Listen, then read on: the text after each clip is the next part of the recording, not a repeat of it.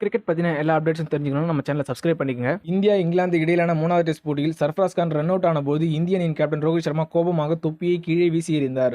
India England இடையிலான 3வது test போட்டியில் எஸ்எஸ்வி ஜெய்ஸ்வால், சுப்மன் கில், ரஜத் படிதார் என தொடக்க வீரர்கள் சொற்ப ரன்களுக்கு தனது விக்கெட்டை பறிகொடுத்து விட்டனர். ஆனால் இந்திய அணியின் கேப்டன் ரோஹித் சர்மா சிறப்பான சதம் ஒன்றை பதிவு செய்தார். 196 பந்துகளில் 131 ரன்கள் எடுத்து அசத்தியிருந்தார். இதற்கு காரணம் ஜடேஜா மற்றும் ரோஹித் சர்மா இடையிலான பேட்டிங் கூட்டணி தான். அதன்பின் 131 ரன்களுக்கு ரோஹித் சர்மா அவுட் ஆகி வெளியேறினார். பின்னர் சர்ஃப்ராஸ் கான் களமிறங்கினார். 66 பந்துகளில் 62 ரன்கள் தரமான சம்பவம் ஒன்றை பதிவு செய்தார். இதில் குறிப்பாக என்னவென்றால் ஜடேஜா 99 ரன்கள் எடுத்திருந்த பொழுது சர்ஃப்ராஸ் கான் 62 ரன்கள் எடுத்திருந்தார். அப்பொழுது சதத்திற்கு அருகில் ஜடேஜா நின்றிருந்தார். அந்நேரத்தில் ஜேமி ஆண்டர்சன் ஓவரின் பந்தை தட்டிவிட்டு ரன் எடுக்க ஜடேஜா முன்னே நகர்ந்தார்.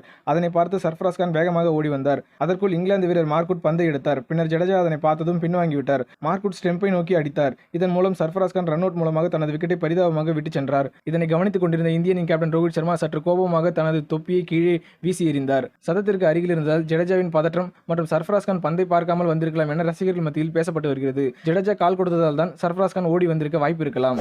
அதிரடியாக விளையாடிய பின்னர் தனது விக்கெட்டை அவர் பறிகொடுத்து விட்டு சென்றது அனைவருடைய அதிர்ச்சியை ஏற்படுத்தியது. முதல் நாள் ஆட்ட நேர முடிவில் 5 விக்கெட் இழப்பிற்கு 326 ரன்கள் இந்திய அணி எடுத்திருந்தது. ஜடேஜா 110 ரன்கள் மற்றும் குல்தீப் யாதவ் 1 ரன்களுடன் களத்தில் உள்ளனர்.